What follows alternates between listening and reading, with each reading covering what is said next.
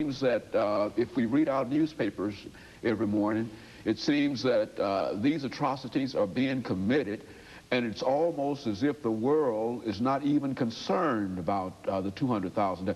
What should our reaction as a leader in the civilized world be? What has Somalia sort of painted us in such a situation that we can no longer react to what is going on in Rwanda and Burundi today? Has the UN any responsibilities, or is there any responsibilities, or we simply sit around and watch people die? I mean, what's the situation on that? Well, I think the international community should intervene, particularly in this situation, now happening in Burundi. They should have done that in Rwanda as well, as well as other trouble spots. But the problem is that events in Africa hit the headlines on TV for a week or two or three, and they disappear, and people are still being killed. If those things happen in Europe, they will stay on TV all day long, all year long. If it happens in the West Bank and Gaza, it will stay on TV all year long. Events in Africa are just used, to sell TV time here once in a while, and as soon as you don't hear about it again, it goes.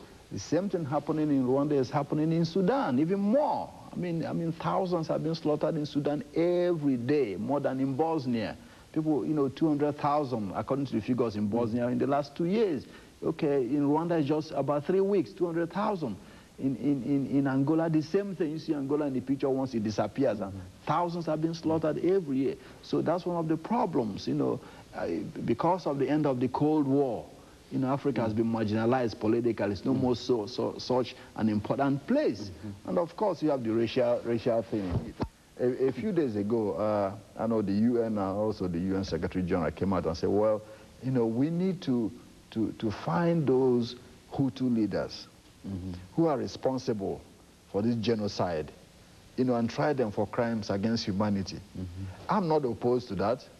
But I'm concerned for certain reasons. Now, why use Africa as the place to set an example to try people for crimes against humanity? I think it should be even-handed. Okay, for example, there's a place called East Timor. Almost half of the population have been slaughtered by the Indonesian army. Those people should be found at the same time and tried for crimes against humanity. In Syria, in 1980, 82, Assad's brother, Rifat al-Assad, led what they call a defense company and went to a city called Hama in Syria, and over 10,000 people were slaughtered in a few days. That's the crimes against humanity. The Lebanese forces who carried out the massacres in Sabra and